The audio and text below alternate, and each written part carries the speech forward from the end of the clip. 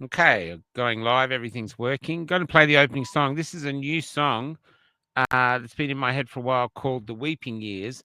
And it's very fast paced, but it's based on three stories that people told me. And one is Tanya from Perth. That's always remained with me for a long time. And the other one is a story someone told me. And the final one is also a story I was told by the mother of the teenager who did it. And I find it really moving. So I put them together in a song because these people, we don't have the interviews for them. Anyway, so this is me and AI. Now, not a lot of people hate AI, but I find that it enables me to do things that I can't do. I can do the words, AI does the music. So this is a collaboration, really. And anyway, I like it. It's very controversial, but have a look. It's called The Weeping Years. There's no video, just the lot, just.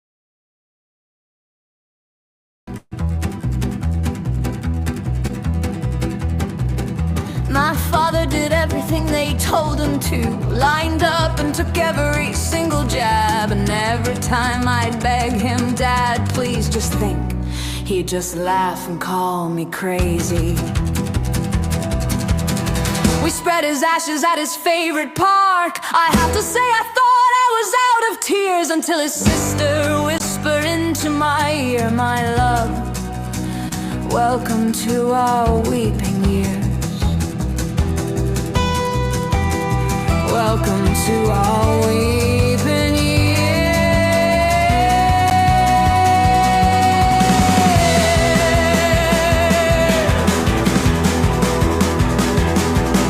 Tanya was a nurse working in the bush. She didn't want to take it herself, but because she loved the people out there, she decided to take a chance. Now she's going through a metamorphosis because Pfizer gave her multiple sclerosis. Now she lives with her mother in the a ghost, watching us all forget her. And while she is still too angry for tears, all I could hear in her burning eyes was her broken heart warning me, my love, welcome to our weeping years.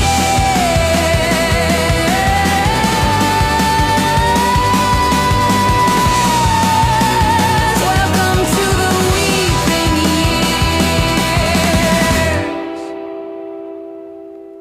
No one is allowed to talk about it. Take all your pain and keep it to yourself. If vaccines are safe and effective, then you must be the thing that's wrong. You're not worthy of state recognition. You're not worthy of any compensation. Not even worthy of a human singing your song.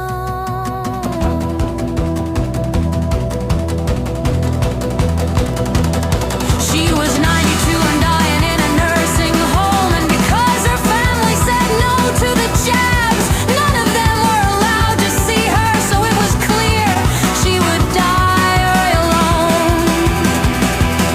But then one of her older granddaughters took matters into her own hands. After dark, she would break into the home and sneak down the corridors like a thief. And while the cares were all watching TV, she would climb in bed and spoon her grandmother. She would get into her grandmother's foot and spoon. And even now I can see them there, huddled together like babes lost in the woods, as we in our endless madness, hurricanes around them, as our madness hurts.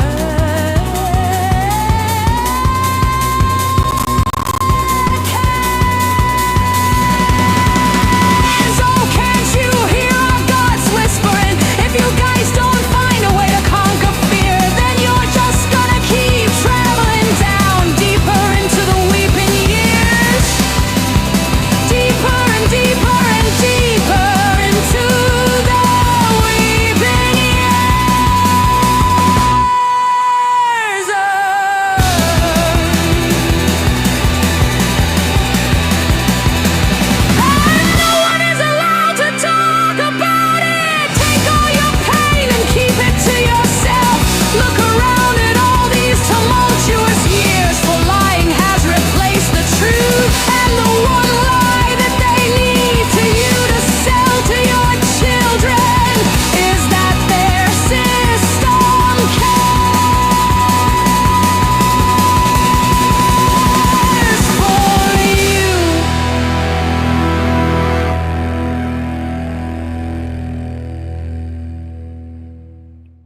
I have to fix up the start of that. I think there's a few spelling mistakes, which is from me. But anyway, I was at the march recently in Sydney.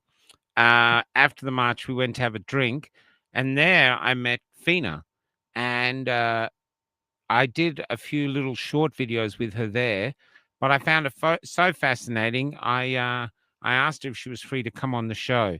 Now she's been up all night watching the memorial for Charlie Kirk, so she might actually be asleep when we switch her on. But hopefully we can get her for a short time because she truly is quite a fascinating, beautiful person. So this is Fina Toscano. How you going? Hi, Michael. Thank you so much for having me. Oh, it's a joy. It's a joy. So let's get straight into it. Uh, Previous to COVID, you had a massive life change. So you were a banker, correct? I was. I was a banker for a very well-known bank in Australia, and I kind of went on with the normal life cycle. And then one day I just thought to myself, what difference am I making here? And this happened soon after I took a trip to Africa with my sisters. We went to Mozambique, where my mom's from, and I saw the ravage that the war had caused there. I saw broken hospital systems and broken hospitals, people really suffering. And I just thought to myself, I wish I could help. It was a prayer that I probably prayed unknowingly, not intentionally. And when I came back after that trip, I just had this wrestling in my spirit that I no longer could continue the job that I was doing at the bank. And that's when I made the switch. Now, what did you decide to switch to? Okay. So after I said this little prayer, I kind of was saying, God, use me. And soon after that prayer, for about 6 months, I suffered insomnia and I never had any problem sleeping before that. But night after night, I would see myself dressed in scrubs working at a hospital. And so I said to my husband, looks like I've got a calling on my life. God really wants me to do this. So I went ahead and I registered and I applied in 3 universities to start my nursing program. And the day I applied was the day all the dreams stopped and I had complete peace about doing nursing. That's a fantastic story. What was it like going back to university as as a mature woman? Yeah. So it was daunting because I went back to uni at 44.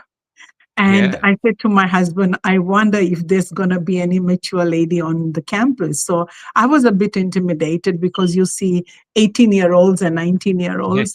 And God was on my side. I wasn't the oldest. There was a lady who was 55 and I was 44. Oh, wow. So automatically we became buddies and I thought, oh, she's my kind. But I must say, by God's grace, I did extremely well at university. I was on the merit list, on the dean's merit list, which is the top 1%. I received a scholarship from my university to go overseas to do a couple of units in South Africa with Wow. Stellenbosch University. And the rest has just been history. And I passed with very good grades and I started my job in Well, I in have the to new. say, first off, every white person watching said, "Of course you got good grades. You're Indian." So, so first off there. But the other thing, what happens, because I've learned this a lot, when mature people go back to university, it's because they know what they want to do. They're driven. They're focused. They generally do really, really well. Where a lot of the 18-year-olds are like, "Oh, I'll just do nursing because I don't," you know what I mean? It's a different sort of mindset. It'd be interesting if people actually took some time off to really find a passion for what they want to do. Because so many of us get caught in some job that's saying, I'll do this until my purpose turns up. And then you end up doing that for a long, long time, you know? It's so true. I always believe that it's never too late to learn. Learning is a lifelong process. Mm, And there was a gentleman who was doing another degree, but he was 65. He was at the university. And when I saw this 65-year-old man, I felt so good about myself. But learning is a lifelong process. And I think as mature students, we have the advantage of life skills that we carry with yeah. us. And because I have a mortgage, I've got a husband and kids, this is serious business. I'm not at Mm. university to waste time. And so I would get all my assignments done on time, and the little girls would come to me for help. And I'm like, didn't you get to do your assignment? Oh, we've been partying all night. We didn't get the time. So we really had an advantage. And Yeah, so yeah. So I you went doof-doofing at a, rave all night or anything? definitely not. But I couldn't have done it without my husband. Honestly, he was the support that I needed. There were Yeah. times I was at uni until 2 in the morning doing my assignments, and he would look after the children. So I couldn't have done it without him, and I give credit to him. Tell me, what was it like when you approached him to say, "I'm gonna leave this very secure, well-paid job and go into a completely different field?" What was his reaction? My husband has been very supportive. He's not just my husband, sometimes he's my friend. And Oh, we've that's been great. married for 28 years. It's not like everything is always smooth sailing. You know how marriages are like. But because God is the center of our marriage, we get through all the bumps along the way. But I really poured my heart to him, and I said, I have no peace in the job that I'm doing, and I think I'm called to do Mm. this. And so he gave me the green light, and he supported me. Okay, so you go from university as a mature age student, but what was it like turning up as a student nurse, as a mature student nurse? What were the, how was the hospital treating you? At first, the patients thought that I was the manager. So that's funny. And I think as a mature student, I think I had experience on my side. So when we had problems, I was very good at problem solving and patient Mhm. resolution to really calm people down and just hear what they have to say, let them have a banter or rant or whatever it is. And so many a times when people didn't know how to solve a problem and I would come and solve the problem, they thought I was the manager. And I said, no, I'm actually the new graduate nurse. So that was a bit funny. That was a bit funny. That's hilarious. That's Yes, it's I could just see it, especially as you look so competent, so they must have thought, "Oh, that's the matron." You know? exactly. Did you have And really young people having to be your boss? It's just a few little things, because this is it, anyone out there who might be mature might be wondering, these might be the things that scare them off, but suddenly you might have a 20-year-old being your boss. What was that like? Yes, at the bank, I did. At the hospital, I didn't at that point, but at the bank, you did. And you have all of these young people come in and you train them, then they learn the job, and next you know, they are your boss. So I've had that as well. But it doesn't really bother me. I always believe that everything that has to come to me will come to me. I don't grab things, they are given to me. So I don't have to be in competition with anyone. Can I just say I had a really interesting interaction with a mature woman, an Indian as well, in a bank because I lost my wallet and I had to go in to get my cards. And I went to apply for the card. And when you walk into a bank now, they look at you as if you're going, "Yes, you know, what are you doing here?" And like you're not supposed to be in there. And there's all these little sort of interactions going on. I heard the other day some old man said, because the teller told him to do it on his phone, he said, "Is there a 17-year-old around here that can show me how to use this?" Anyway, the woman said, "Oh, you have to do it on your phone." And I said to her, "I'm in the bank. You're here. I want you to do it." And I said, not rudely, and you could feel how upset she was because this bank was having a massive cut. So she must have been sitting here going, "Am I going to survive it?" And then, but it's clear that the banks are looking forward to getting rid of every bank worker. Well, it's what it appears from us. And I felt really sorry for her because she was really doing her job well, and she was really kind and really gracious. But the bank clearly didn't give a toss. She's just a Yeah. number to. I remember saying to her, I said, "Have you ever heard of the Industrial Revolution?" Which naturally she had. I said, "Before the Industrial Revolution, there were horses everywhere, pulling carts, just people riding them to work and back everywhere, everywhere.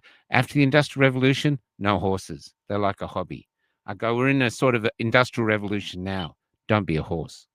And so I'm been lovely to think that if she was watching that there is another life. You can actually stop, have this transition period and start another life. So here you are in hospital. Was it everything you thought it was going to be when you started, or did you go home and going, what did I do? you know? Not at first. As a student, I wanted to impress the nurses, obviously. I wanted them to say, oh, this is a good student. She takes orders. So we had a lady that was extremely sick. She had some sort of a serious infection. And so she had very loose bowels and she was not well at all. So I had offered to change her, not knowing what was coming, subsequently. So that day, I probably changed her 20 times in the 7, 8 hours that I was there. So I got home, I lay on the couch, I had a shower, lay on the couch, and I said to my husband, I'll just rest a little bit.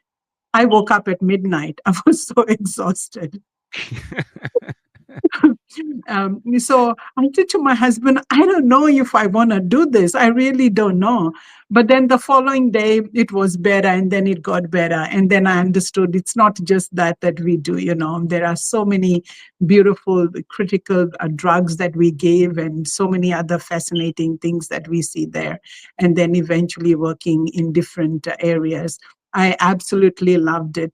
But what I noticed when I first started, there's this journal article that says nurses eat their young ones. And so when you are new, it's a bit tough because they'll push Oh, your I've heard buttons, that. Yeah. and they make you do things that will get you crying sometimes, and I did that a couple of times, and until I thought, oh my goodness, I better stand up for myself. Especially we've got to calculate the drug doses, and every zero is a big deal. You could actually kill a patient by having an extra zero. And so I always wanted to be perfect. I wanted to calculate. And the nurses used to say, I'm experienced, just do as I say. And I would say, no, but I'm signing there. I need to calculate this. So Yeah. eventually I got along. But I think it's just getting to know how to get along with others, because this world's very interesting. We are all very different. And the beautiful thing is we can get along even though we are very different. But the thing is, that's what humans do. So it's a mixture of compromise, but also, yeah, but where do I stand my ground? Where do I remain me and just compromise it? It's fascinating. Oh, Kelly's putting up the ad. So we've got the Be Free stickers are back if anybody wants them. There's what's this on the back? Yeah. Anyway, so there's the links Yes. down there. So Especially you in nursing, because it's people's lives and you've yeah, got to be absolutely. extra careful. Yes. And you're also the connection with the patients. I mean, the doctors just come in quickly, usually for a minute, 3 minutes, and they're gone. The Yes. patients, the relationship that people have in hospital is with the nurses, you That's know? right. And there are a few nurses that are really good at their bedside manners, with patients, and you know that they've got that calling and they spend time with their patients. But for some, because of how the system is, it's just about numbers, just doing a task. So I never Mm. wanted to be a nurse that does my task, but I really wanted to provide patient-centered care. Yeah, I had, so I was in hospital 6 weeks. I just had fantastic nurses, doctors as well, but the nurses were great. Some funnier than others, but really lovely. But I did meet a stockbroker called George. And he said the same as you. He was in his mid-40s and he said, I can't do this. I can't just live my life making money. And he was making huge money. He says, I can't do it. I'm empty. And so he became a nurse. And his entire family freaked out, like, what are you doing? But he was very, very happy. And he had a beautiful bedside manner. I was really down when he came in. He just lifted my spirits. And I think that's really important, more than all the pills. It's actually letting people know, yes, you're in trouble, but you're not alone in the trench. We're here with you. Mhm. That's how I found. Yes. Yeah. Because the World Health Organization describes health not just about physical health, but encompasses um, emotional health and spiritual health and all of these psychological health. And so many a times, what people need is not just pills. They need a little bit of a chat. They need emotional support. They need to Mm. know that they are not alone. And Well, so why don't we you aren't this taught is to, oh, sorry, sorry. finish what you're saying. Finish what you're saying. Yeah. So many a times we don't engage in that. We just, go around just administering pills and we think our job is over. But I was never that nurse. This is a great time to tell the story about the old man. Why, I know you've done it once and people might have seen it, but for those watching, tell that beautiful story you told me the other day in Sydney. Yes. So I was working in the coronary care unit, and this beautiful man, maybe in his 60s, came in with a cardiac arrest. He was very, very ill. He needed triple bypass surgery. And because he was an overseas visitor, he didn't have Medicare and he didn't have insurance. So he had to pay tons of money, something like $100,000.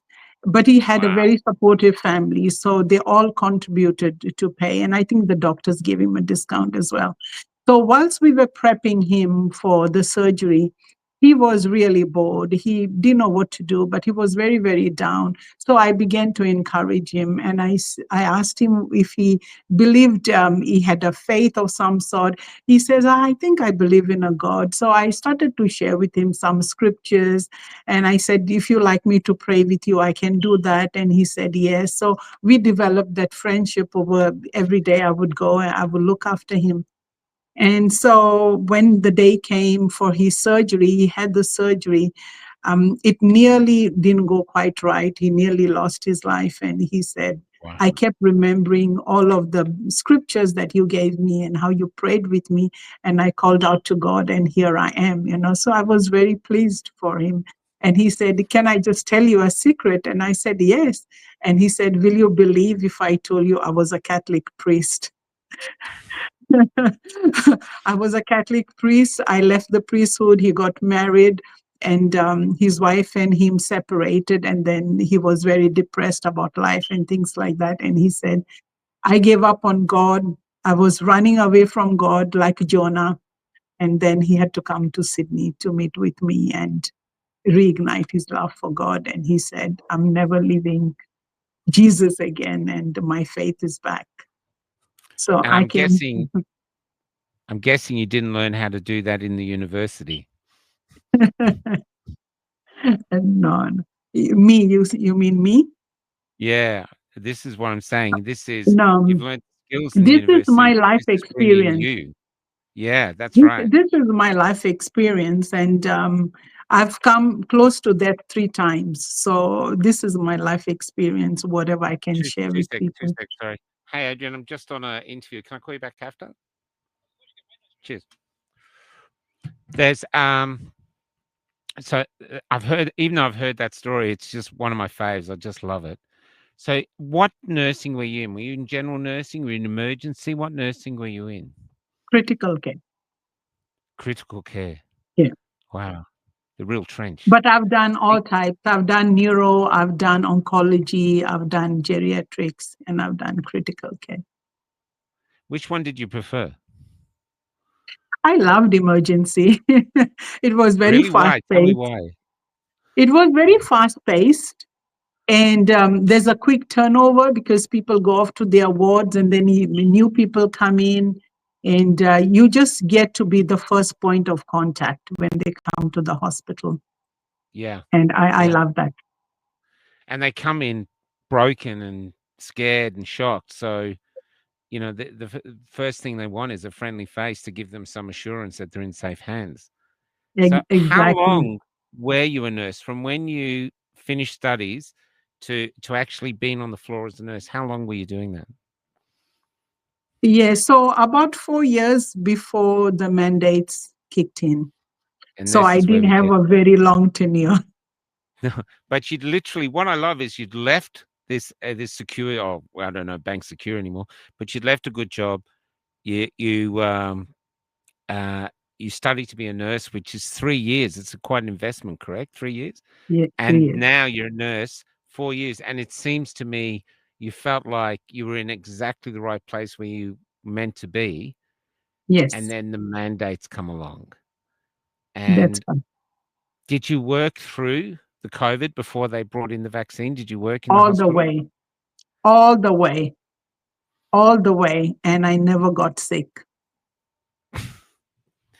So, so you're in the hospital. You're courageous enough to work in what we were being told then it was the worst pandemic since the plague. You're working in there, even though you've got a family. You're still doing what you're meant to be doing, Yes, and then they want you to take this substance, that's and right. you said, and you decided not to. I decided not to because I always feel like for myself, I'm not the sort of person that just blends in with everything or accepts. I ask critical questions. So I was asking about the efficacy. I was asking about the testing. I was asking about the data. And because it was a new thing, they didn't have a lot of the information I was asking for. Because with the other shots, they have years of trial, they've got years of data. And this was a very new technology. And so I wasn't comfortable taking it, especially because I already had friends and family who did take it and they didn't have good experiences at all. What experience did they have? Could you share some of them without mentioning names? Yeah, they had neurological problems, tingling, numbness, um, Guillain-Barré sort of syndrome, cardiac Wow, well, that's issues, really severe. palpitations, myocarditis, Well, and myocarditis as well. yeah, and so blood clots and things like that. And so I'm always, I've always been a critical thinker because in the years preceding that, I didn't see any of that, and now I was seeing a lot of this. Yeah. So I begged to ask what was happening. And I wasn't comfortable compromising on my health. Like I said to you, when I was 4, I buried my mom and 2 of my siblings on the same day. So I'm very, very careful what I put in my body. And Yeah. so I You wasn't going buried to take a So risk. when you were 4, you buried your mother, My and mom and my 2 siblings passed away in a freak accident. So I was 4 years oh my old. god. And so because my kids were young, I wouldn't take a risk taking something that I know nothing about. So you grew up without a mother and your siblings, they're all gone? Yeah. We are 7. Is 2 of them passed away with my mom. Yes. Oh, my the But hurdles, the things that we have to get through in this life is incredible, mm, you know? I'm grateful to be here because I was on that boat and then I was pulled out at the last minute. So it could have very well been me and my mom Wow. and one sibling, but I survived that. And so I'm so grateful for life. I'm so grateful to God. Yeah. Yeah, so you're meant to be here to doing something. So Yeah. how when you went up to the hospital, they know you're a good nurse, you're fully dedicated, you've just got critical questions, which is basically wanting informed consent. That's all you're asking for. How did the hospital treat you? Is it the same as all the other nurses we've interviewed? Yeah, I guess like all of the other nurses, no answers were given. They wouldn't give us any assurances about the efficacy and the safety. No questions were answered. It's either take it or you can't work here anymore. But I prefer to walk out because I believe my health is the most important asset I have. I can lose a job. I lost my investments, but I couldn't afford to lose my health because once I lose my health, it's very hard to get it back. Yeah, agreed. But what was it like walking away from something you'd struggled so hard to reach? You'd loved it so much, and suddenly you're walking away from it. What was that like? At first, it was a bit painful because I put in 3 years of studies and all of this hard Mm. work. It was painful because obviously my husband was home. He had lost his job. I lost my job. We lost our Oh, he lost his investment. job too. Yes, yes. And we had What to was he make doing? some Can I ask? real. He was in IT. He was not even a nurse. He was not in health at all. He was Just in IT. IT. Yeah, not just IT, but he was in Yes, IT. So he's he in lost his IT. job as well. That's right. So it was a very trying time for us, but it just brought us closer together as a family. And I said to the kids, for the next few months, no steaks. We are going to eat, you know, fruits and vegetables and all of those sort of things. But we cope. We cope because you've got to make do with what you have. And we had to dig into our savings to survive. But at the end of it all, I had complete peace. I knew that when one door closes, another one opens. So I wasn't angry about it or anything else. And in hindsight, as I look where I am now, I'm very happy with where I am. So at the time, there was never any point where, and I don't mean to insult you, but there was no point where you started questioning God, like, what are you doing? You wanted me to get here. It's where I'm enjoying. Now I've got to leave. Was there any part of you that even once questioned uh, as to I, where your life was going? I have never questioned. And for those who don't believe, that's fine. But this is what I'm saying, the gospel truth. I had several dreams where the Lord appeared to me and said, don't take it. Wow.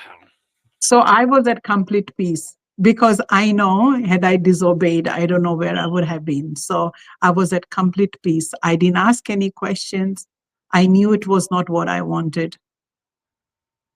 You know, it's a really interesting. I've met a lot of people who've taken it, and one of the reasons they're angry with themselves is they had a really strong inner voice screaming at them not to do it, and then they did it for whatever reasons. I don't judge people on why they took it, but I have had that they said my inner voice was saying don't, but the head took over. So here you are, you're unemployed, and this is what I love. So you're unemployed, you've got to start again, but I believe you are doing nursing now with Yes, someone else. I do private nursing and I look after private clients who want me to look after them.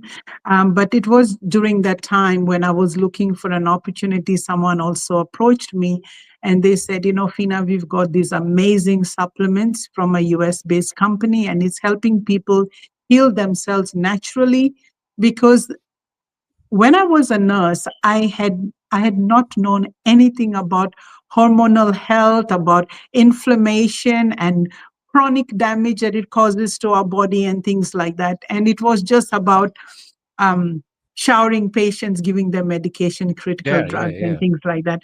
But now, ever since that, I've come to know that our hormones play such an important role in our body. Our hormones are the basis for function. And so things like cortisol, the insulin, our hunger hormones, and all of these things, when they are out of whack, our bodies, because they have no voice, they start to spit all of these symptoms. And chronic inflammation causes so many diseases. And once you fix that, your body is happy once again, your body is in homeostasis. And I've had people say, I don't have cholesterol anymore, no blood pressure, no. Some of them have had their insulin reduced, some of them have had their medication stopped. So it's incredible because our bodies really have got the healing power within themselves. The way we've been created, if we know what to put in our bodies know how to respond to that. So that's been a journey that I've been on as well, and it's been such a blessing. Well, that's Barbara Neal's philosophy. You know, the body is a self-healing organism, and That's that's the right. beauty too. I think of the two worlds is like I needed the bypass, and I can't do that with herbs. You know what I mean? But if I broke my leg, I can't fix it with cayenne pepper. But uh, at the same time, there seems to be some that's only this way. It's only modern medicine. That's it. Where I think Exactly. it's a mix of both. Is the way that most people would like to live. It'd be great if doctors said. I remember one surgeon said to me, a really old. He was the main surgeon. He was Chinese, and and everyone was giving me drugs and drugs because I had a staph infection. He said, "Get him in the sun. Take him out to the sun." And I was just really lovely.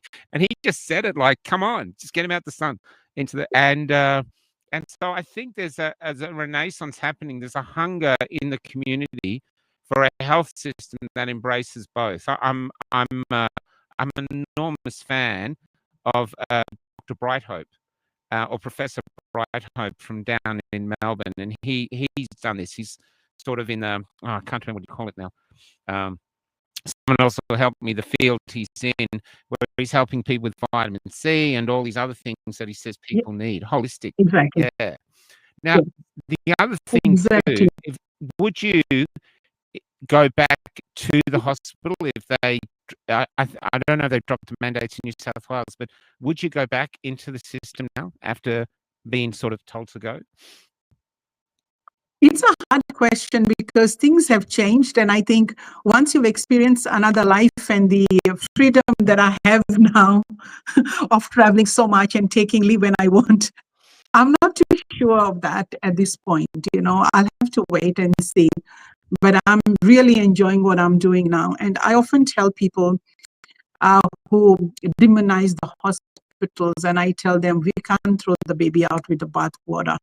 There's a place for natural therapies, and there's a place for the drugs as well, Western medicine. Exactly what you said. I've never seen someone have a cardiac arrest or have a broken leg and take a supplement to heal that. So I love the fact that we can work in sync. But about going back to the hospital, I'm not too sure about that yet. People saying my sound is crackling up, so we'll just keep going. I'll download it later and put it up. There's the other interesting thing I wanted to talk to you about was when you were talking to me, you were wanting to reach out to the Indian population about maybe not always voting for Labor. Can you explain what you meant by that? Yeah. So I often say, whether it's Labor, Liberal, Greens, whatever it is, I often say, vote according to your convictions. Vote according to your convictions, not just because this is your voting history, that's how you're going to vote. Because we've come from countries that don't offer us a lot of things that Australia does. So that's why we have come here. So we don't want to make Australia like the countries we've come from, And so I tell people, vote according to your convictions. So I have a lot of friends who might be Christian. They might say they don't like the policy of a particular party. And we are in a prayer group praying about all of these things. And then they go and vote exactly for that party because that's how they vote. And this is what I've been telling people, to really think outside the box. Vote according to your convictions. Don't vote for a party just because at the end of the year you get $700 paid to you. It's not about exchanging our vote for money. It's about voting righteously.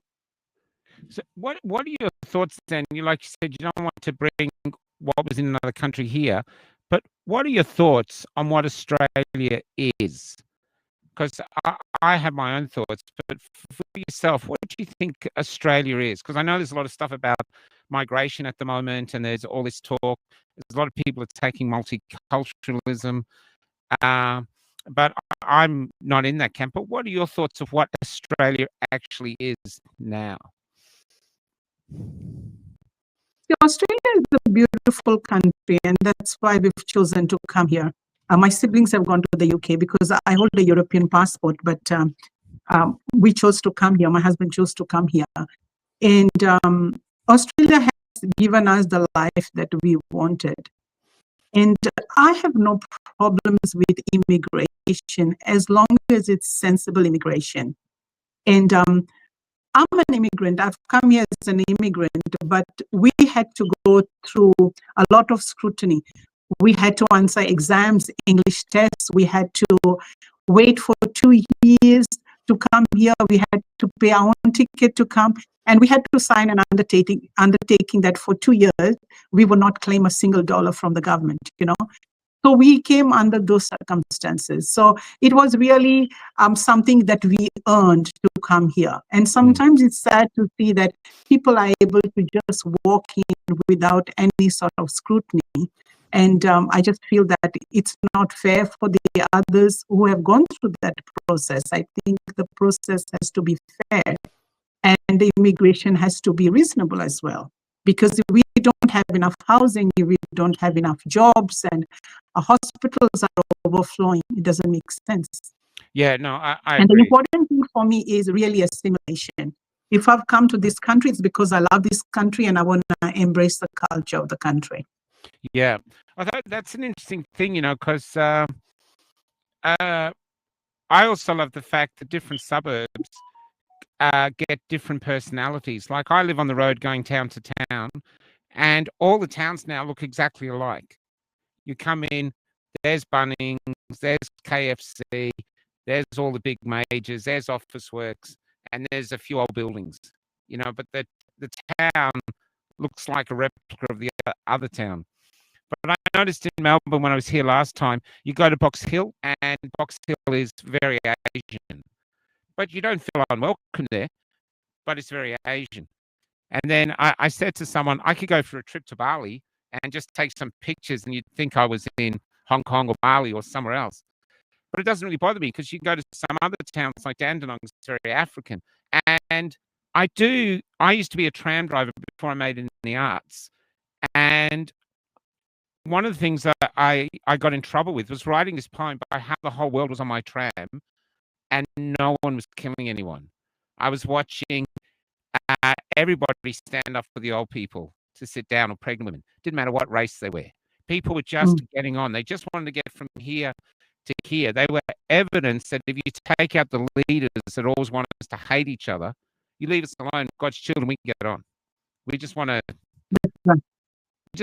live, Exactly. I lived in India for some time, and whether you're a Christian, you're a Hindu, and you're a Muslim, we all cohabited. We all lived together without any problems. And like you said, we would stand up to give a seat to a disabled person or to an elderly person. Even if they were not really disabled, if they were older than you were, you stand up for them, So we were raised with some etiquette and manners, and sadly, you don't see that nowadays. You don't see that. I think strategically, I think it's good not to become a minority in your own country, no matter what race you are, because minorities around the world never fare very well, And so I think it's good keeping a healthy ratio.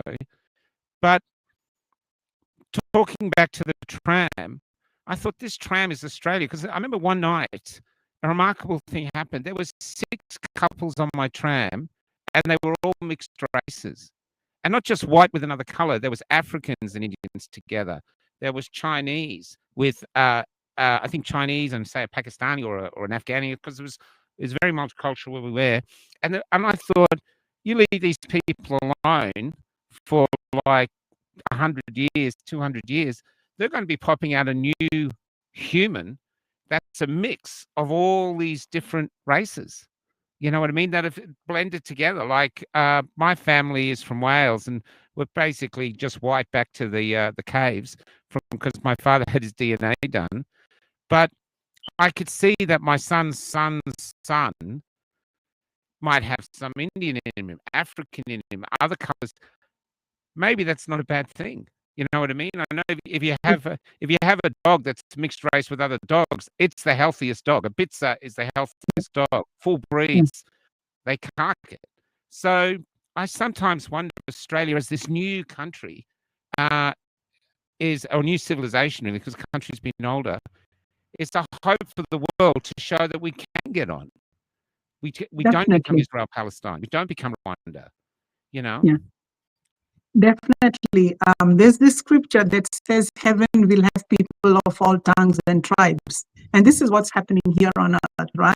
We are mixing with each other. We've got people of all kinds, of all inclinations, and it's a beautiful thing. And as long as we learn to love each other and cohabit and respect one another, I think there's no stopping now. Australia is never gonna go to being a white nation again. Like no. who says that horse has bolted a long time ago. Bolted. I totally agree.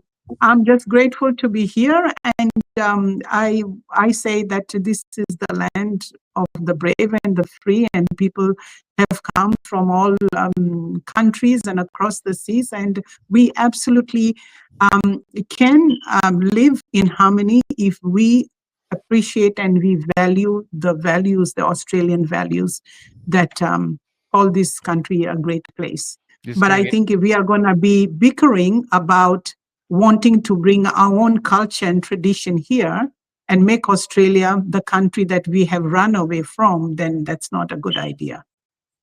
yeah. I'm not saying that there's not problems. I mean, Yes.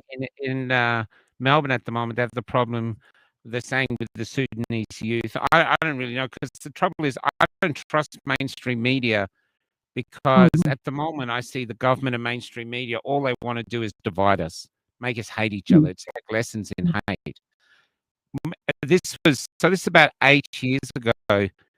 Um, so I used to do evening shifts on the trams, and there'd be the last tram, and there'd always be one or two people who didn't realize it was the last tram. So I had a long walk home. One night I had a Sudanese guy who was about 7 foot something, and I had this tiny little Hyundai. And I said, mate, which way are you going? And he said, North Ball. And I said, no, I'm going that way. I'll give you a lift. He got in my car. Honestly, his knees were in his nose because my car was so small and he was so tall and skinny. He couldn't fit in.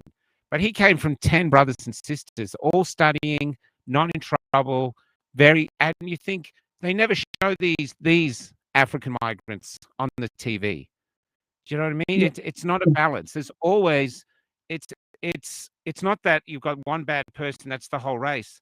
It's like, say, Desi Freeman. He's in the movement. He shot people, but most of the people in the movement I'm a part of are peaceful people, and yet now we're all getting branded as violent.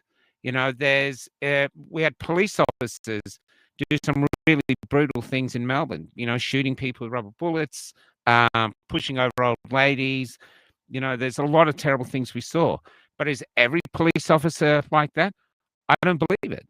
I think it comes down to But individuals and stuff like this. yeah. But I think here in Australia, we are very soft on crime because I've lived in 4 different countries. Oh, I've really? lived in Interesting. Africa, I've lived in India, I finished my education in India, I've lived in the Middle East, and my siblings are in the UK, but I came here. So I've lived in 4 countries, I speak 4 languages. Wow. By far, Australia is very soft on crime. Oh, really? If you tried some of the things that people do in Australia in those other countries, you would not even try. So, which was the So when we are harshest so, you had out of the Middle East, India, and the other countries? You said which is the harshest? in India, there's no law. You do something, they just break your legs and they leave you there. That's at the end of the story. Nothing What? else is done, right? That's India. Um, Are you in the serious? middle, So they don't yeah, bother with the courts. They just yeah.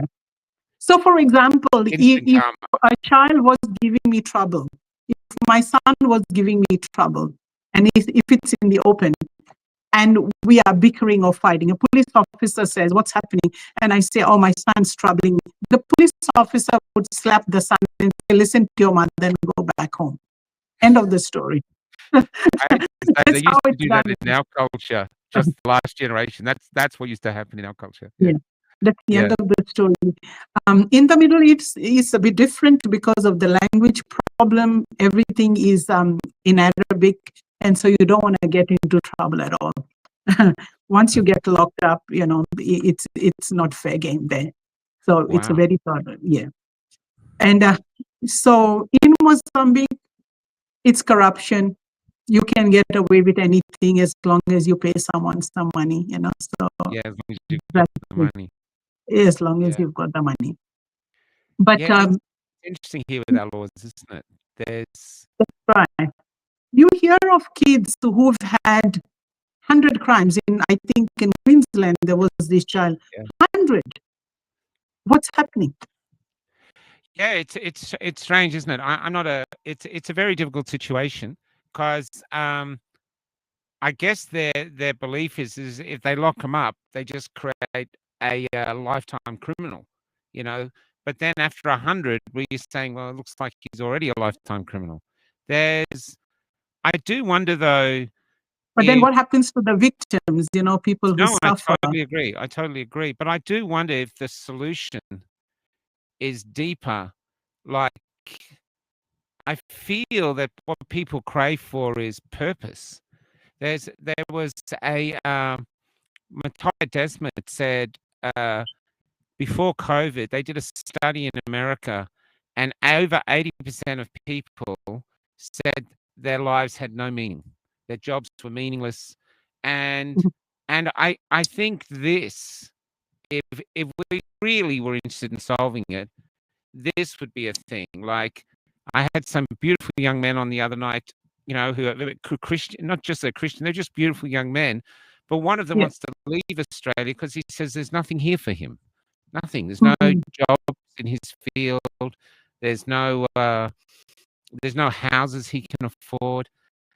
And and I thought, wow, this is the lucky country, and you're leaving it to look for a life, which shows that my generation has failed that generation by not allowing them a path to achieve the things that we could achieve in our time. And I think some of these problems are deeper, but the solution and the problems are deeper if we could solve it. You know what I mean? There's not all the time. I mean, there's bad people. There's a lot of bad people who enjoy doing bad things. But I don't think that's the majority from what I've seen in my life. Like, so before I did the theatre, I was a tram driver for 10 years down one of the harshest streets in Melbourne, and I only saw 2 fights. By working 6 nights a week, 8 hours a night, I only saw 2 fights in that whole time. So that's not really a violent city. So I sometimes wonder how, considering you're 28 million people, how much is it being portrayed to us as being worse than what it is? I don't know. I'm not very trusting of those above us who are trying to get us to think one way or the other, Yeah. Yeah. But I think in the end, we all have to take onus about our own life and Yeah. find that purpose.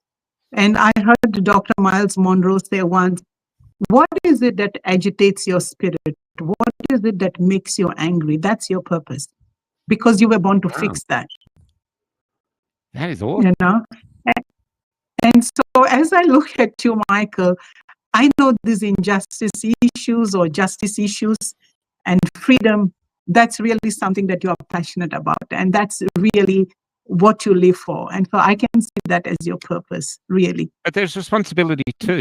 Freedom comes with a huge responsibility. And I think that I find seems to be lacking. A sense of responsibility, not just to family, but friends and society and stuff like this, Yeah. Yeah. So I there'll could be wrong. a lot of people who probably are on the same page as we do, but they will not say a word because of fear. Yes. Fear really paralyzes people. Yes. And We I saw that. remember, yes, and when they are filled with fear or gripped with fear, they are not able to fulfill their purpose. They are not able to complete the assignment that's God's given them. And I listened to Dr. Miles Monroe a lot, and he said, "What is the wealthiest place in the world?" He said, "What's the wealthiest place in the world?" And I thought, he said, "It's not the oil fields in the Middle East. It's not the gold mines in South America, nor the diamond mines in South Africa, nor the banks." He says the wealthiest place is just down the road. It's the cemetery.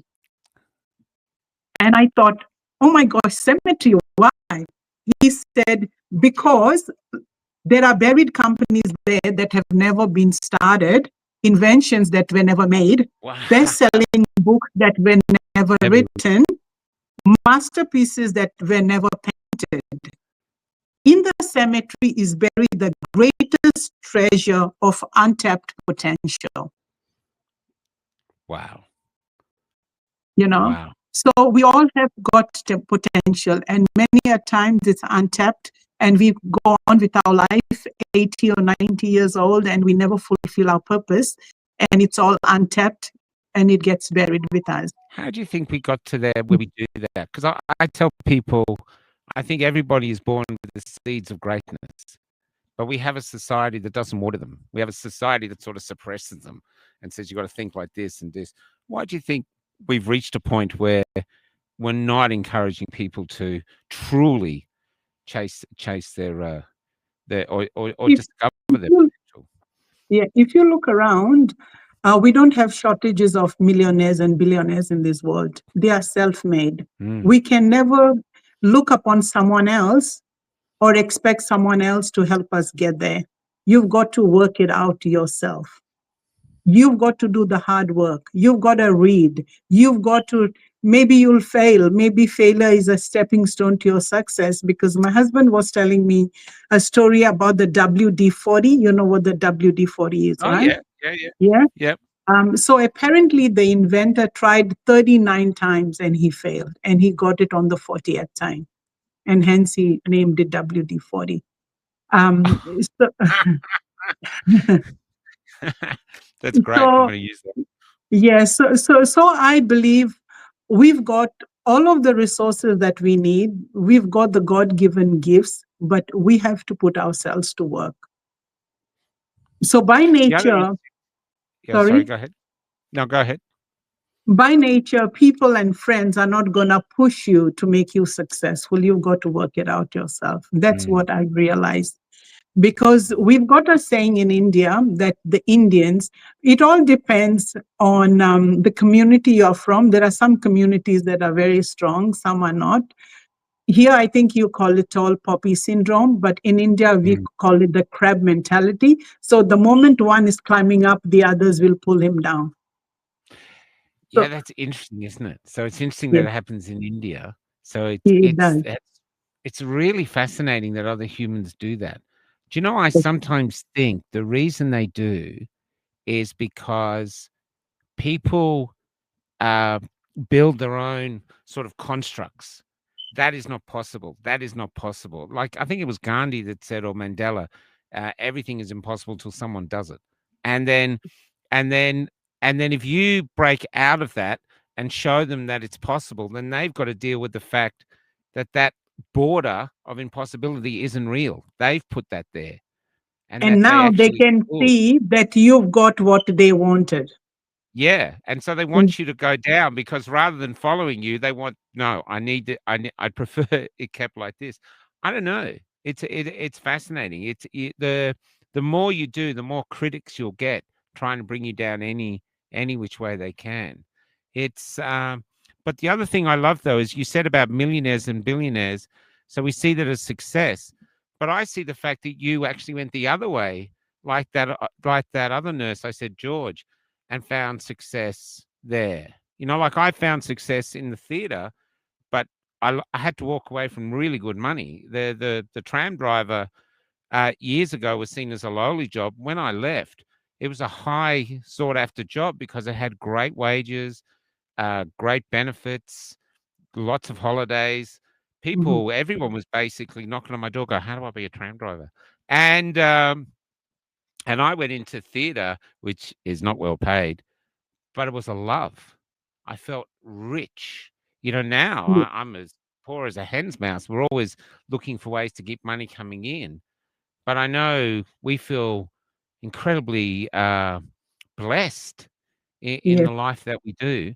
And money's got really nothing to do. Money's just the oil that keeps us chugging along, you know? exactly. That's the difference between a job and a passion.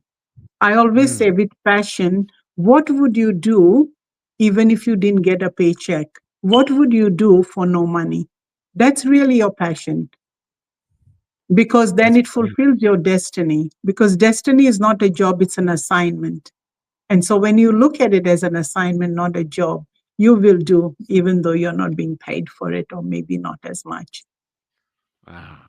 Now, just in finishing, you've watched the vigil of the Charlie Kirk. You've been up since 3 watching that.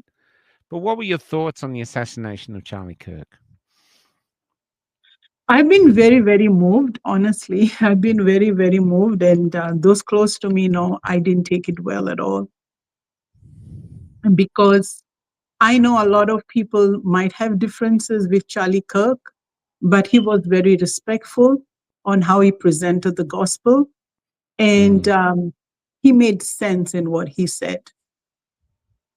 And he was such a guy that he gave the bigger microphone to his opponent. Let's I know. dialogue. And that's I what we know. do. We always dialogue.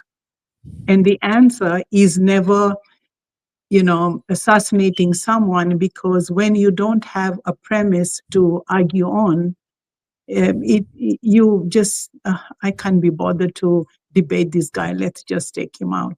And I think that was a very wrong call. And that's given rise to millions of Charlie Kirks. I think a lot of people now are stepping up. And where Charlie was doing the work with a small group, now he's got a very big army continuing the work that he started. It was very moving. And it was particularly moving to see his wife forgive his killer.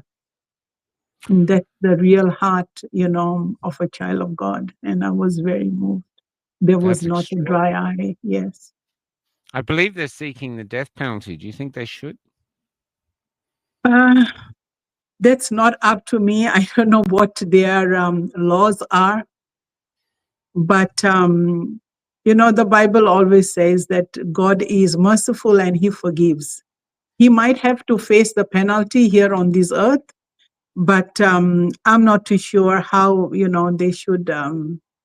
It's up to the law, that he's broken and for him to face the punishment. But I hope that even during this time that he would find in his heart to really give his life to Christ and have that change of life, even if he was to die or to be in prison, he can still Mm, turn his life around. And I believe no one is beyond redemption as long as we've got breath in our nostrils. He could be mm. ministering to someone else in prison. I don't know what his life is.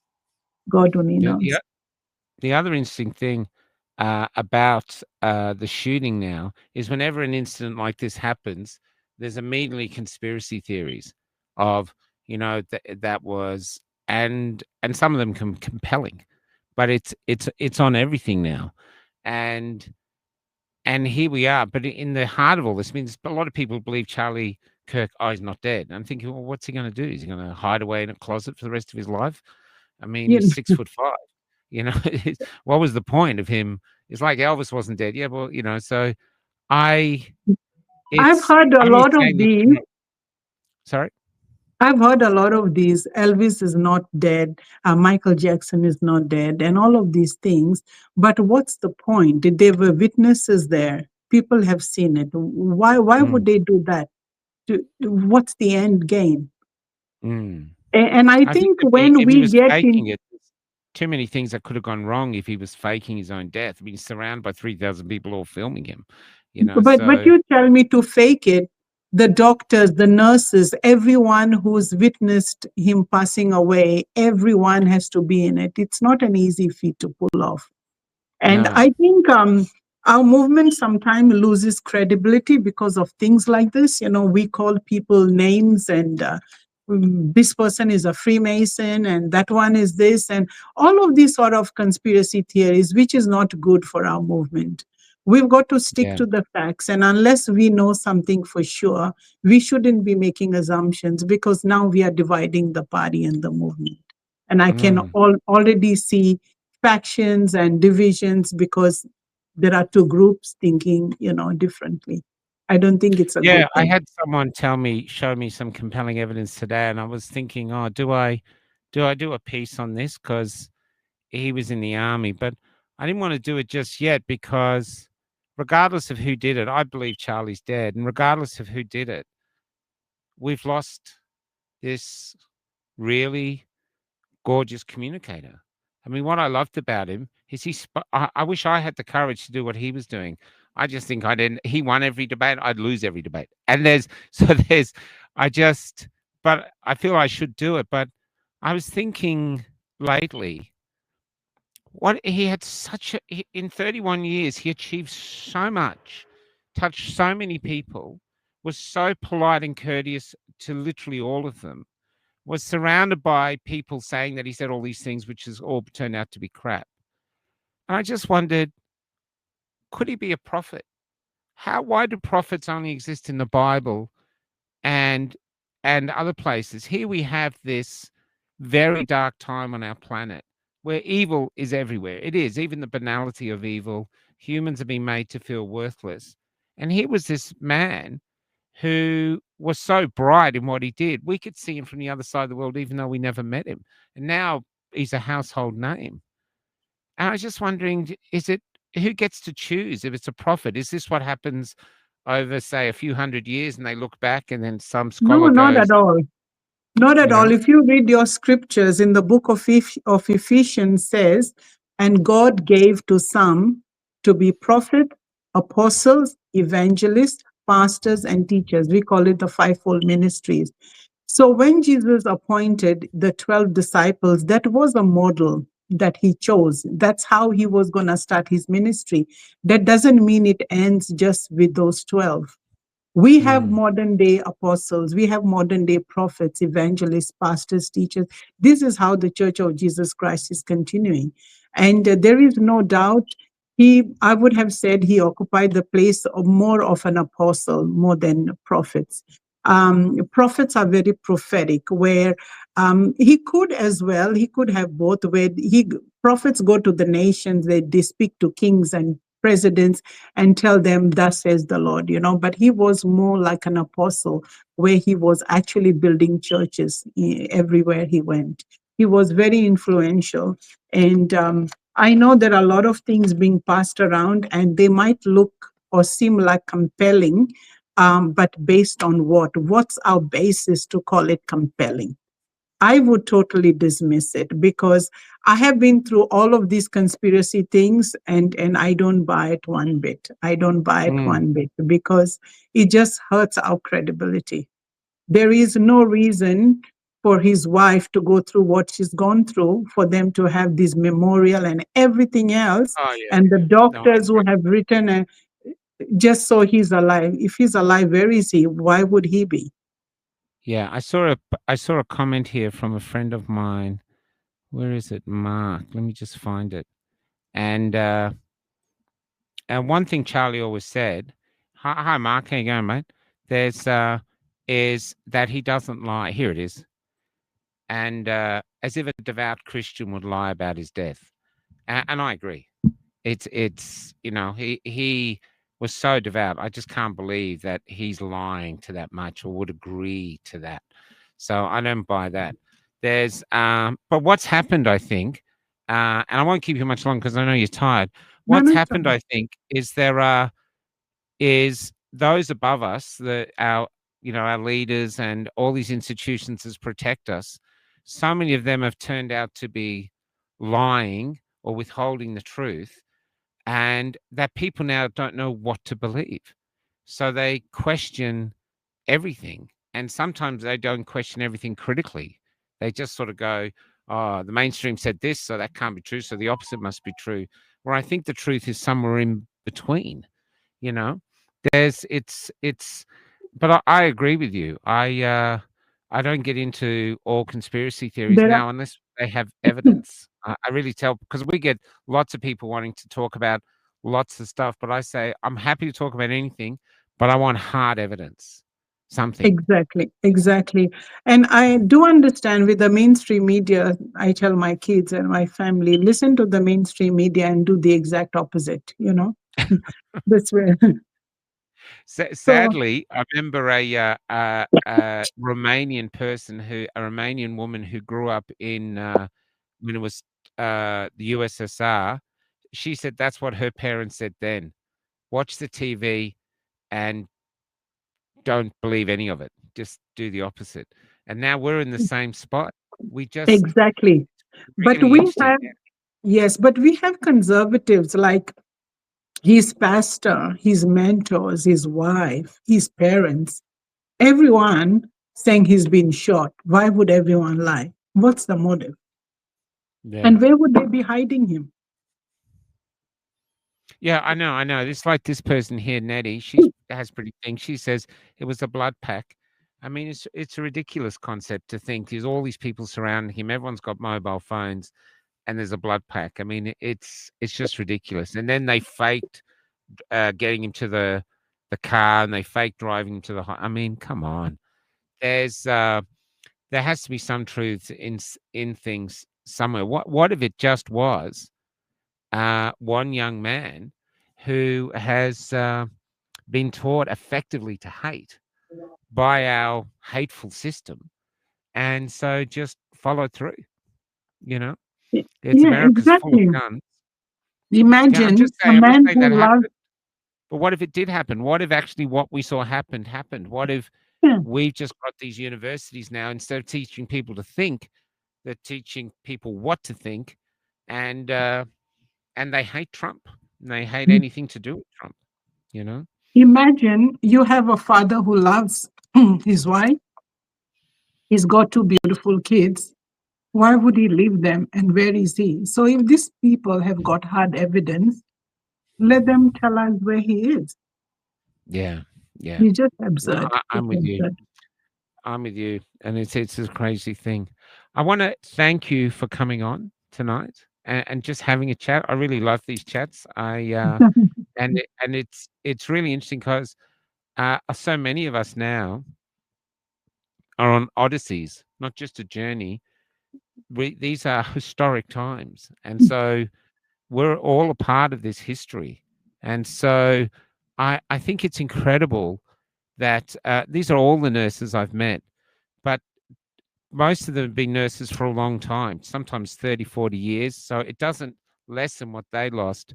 But for someone who sacrificed so much and chased the dream so much, to then have to walk away with it, and having, have you, as you said, suggested that in your dreams God was telling you not to take it, so walk away. That's remarkable. It's remarkable, and it shows great integrity, great courage, and I'm a bit in awe actually. So, yeah, it's congratulations. Yeah, Mm. I don't know what Thank your life you. has in store for you, but Mm. No, it's thank really you. nice to know. Yeah, No, thank you so much for having me. It was such a joy to meet you last week. And we've yeah, connected like we've known each other for years. And that's because we've got the yes, same spirit and the same mindset. So I just appreciate this whole movement and everyone that's that is, been I have behind. to say, that is something about our movement. We know how to converse with each other. It's really interesting when we sit down, how we just talk and talk, and we don't talk about the weather or the footy or our trip overseas.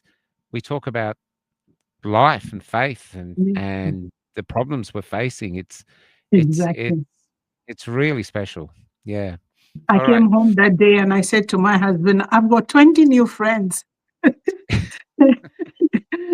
just from the march. So it was incredible. So Oh, that did you? was, Oh, that's one of those things. So the march, one of the things was about immigration. Did you feel any sense of racism when you were in the march? Because they were portraying us as Nazis. nah, not Unless at you're a all. Nazi. Are you a Nazi? You just, you're hiding. Not at Yeah. all. If I did, I wouldn't be there. If I did, Yeah. I wouldn't be there. And some people have said, why do you vote for this party? They are racist. And I'm like, have you seen the color of my skin? Why would I vote for them? They are racist. So people will say what they want. That's true. I think there's hope there that here you are at this march and you didn't feel that way, you know? So Not there at you all. go. Not Yeah. at all. Thank you It so still much. says that there's good people amongst us. Yeah, Okay. we've all I'll let got one you go. spirit. Thank you so much, Michael. Thanks to all No the worries. audience. I can read some comments there. Thank you so much. Yes, I will come back. Thank you so much. Take care. Bye-bye. See you. Okay, bye bye. This is for Charlie. Probably the last time I'll play it.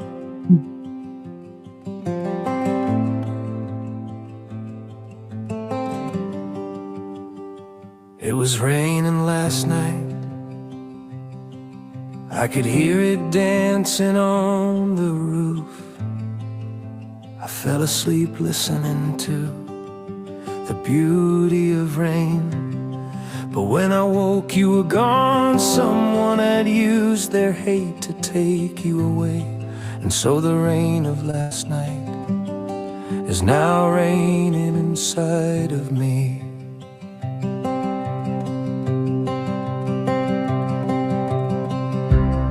I think the angels just might be standing up to welcome you home, as we remain here fighting in the trench that just grew colder. But despite the shot, I know you're not dead. Instead, you're leaving light could become our new dawn.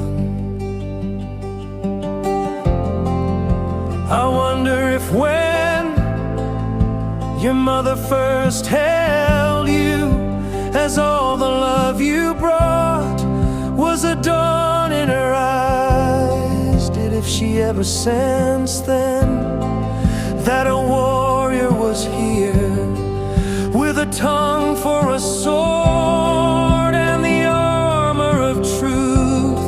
For in a darkening world that's being turned upside down, you were a single man that rose until we could see you from here.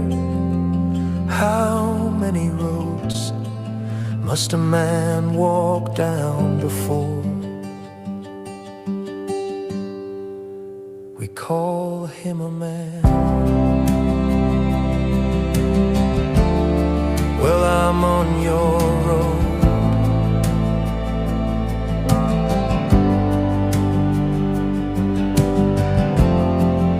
to try and emulate you by constructing a sign that reads Charlie Kirk, a man passed this way.